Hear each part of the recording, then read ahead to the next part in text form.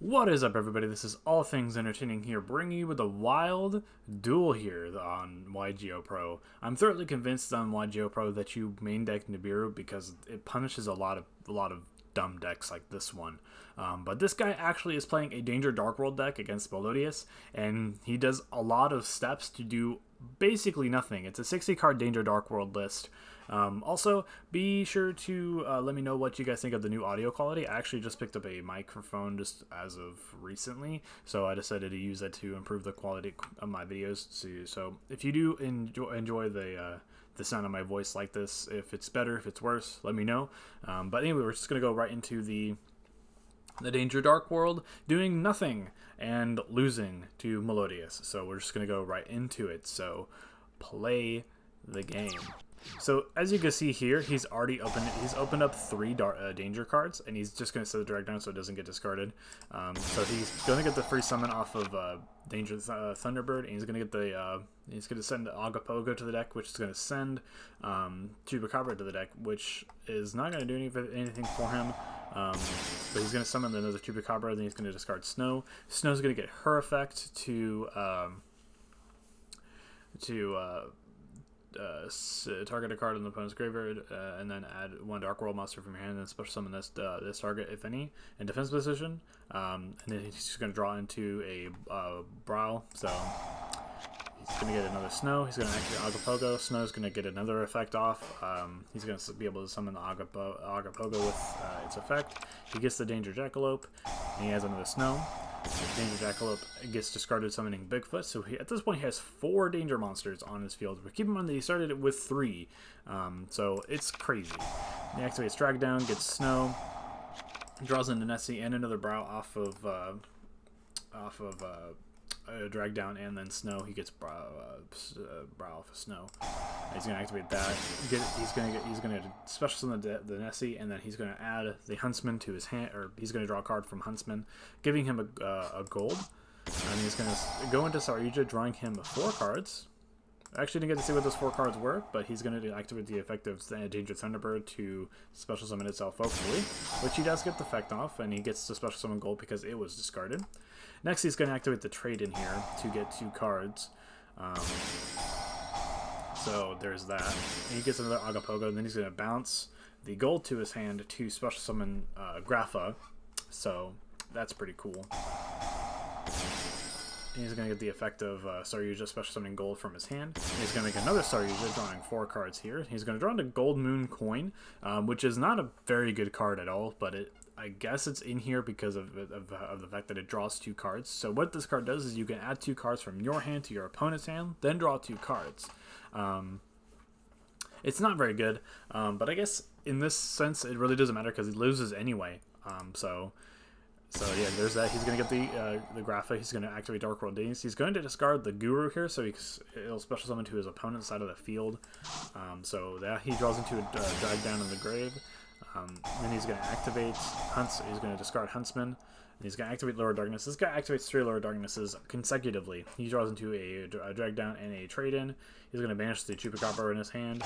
Then he activates another Lower Darkness. He's going to banish the Mothman from his hand. And he draws into another Lower Darkness, banishing the gold from his hand. He's going to activate Trade In, sending Grapha to the graveyard, drawing 2 more cards. A lot of cards here, so we're just going to go let him just cycle through his deck right here.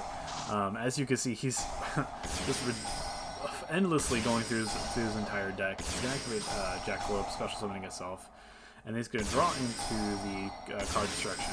He makes a 3rd Saryuja. I actually didn't see this part on my first playthrough. He makes a 3rd Saryuja.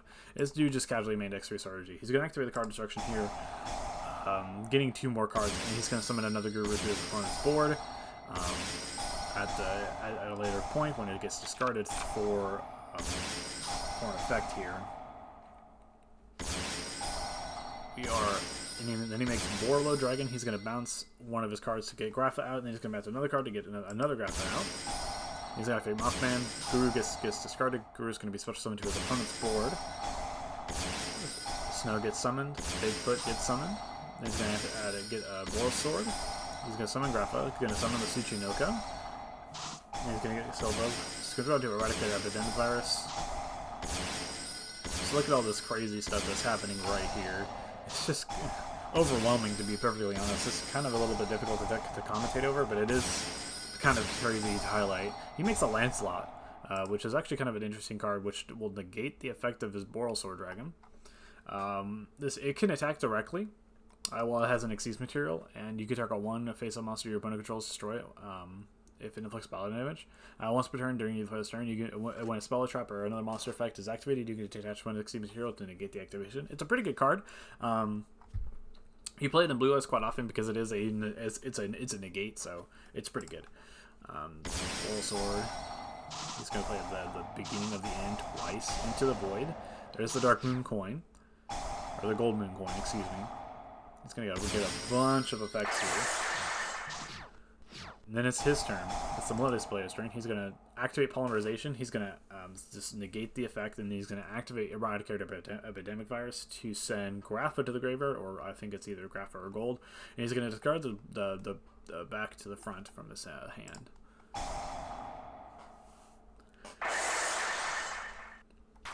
And he's going to summon the Aria, and then his opponent is just going to attack him with Tsuchinoko and then pass. This is actually where he kind of loses the game, because he only has 2 cards left to keep in mind. He summons the Graph by bouncing the gold from his hand, from the field to the hand. And he loses his last card. So he attacks with the Grapha, but his opponent is going to discard the score, which basically will set a Grapha's attack to 0, and he's going to just take 1600 damage. Had this attack went through, he probably would have won the game. But since it didn't, actually he definitely would have won the game. But since it didn't, he's actually struggling for the OTK here. He makes this card, which is a rank 2 for Archfiends. Basically, what this card is you pay 500 life points or destroy this card, and then once per turn you can roll a dice. If it's a target of fiend in your graveyard, if it's a 1, add it to your hand. If it's a 2 through 5, you shuffle it into the deck, or if it's a 6, you summon it. He gets the 1, so he just gets it back in his hand. So yeah, and the duel is over because he can't push for the extra 1000 damage. I kind of want to see what else he's playing, so we're gonna go into. I kind of want to see what his extra deck is looking like. He has a Hope Harbinger. He has some pretty good cards here. He has a Felgrain. He has a Dante, which he never makes, which I guess is only like the case where he only needs to make it very often. He has the Underclock Ticker. Some interesting cards here. We saw his entire deck. We really don't need to go through the deck itself. We already know what it does. But the Melodious deck was playing Necrofusion, which is kind of neat. And Condemn Witch. We don't actually see any of this stuff actually take place. This is actually a pretty good card. First movement solo, and Ostinato is actually a pretty good card. This guy's main decking Dark World No Wars. We actually don't get to see it, and Solidarity. That's actually interesting. Ties of the Brethren seems like it's pretty good in a deck like this. He is playing the Honest, but he didn't really need it, and he's main decking a Bearer statue, which is cool. That's cool. So yeah, this is this is why you don't really overextend too much, and if you just he had game if he just left the Boral Sword and the Borreload on the field and just sat on the Graphos. He probably would have been fine. He probably just battled through the score and probably just OTK'd him next turn. But this guy was pretty impatient to sort of just push for the damage now, instead of just like he was overcompensating for the fact that he could go through his entire deck, I guess. But lessons learned here. So anyway, guys, if you did enjoy this video, please leave a comment in the comment section below. Like I said, tell me what you guys think about the audio quality of the microphone in the comment section below. I'll see you guys in the next video. This has been All Things Entertaining, signing out.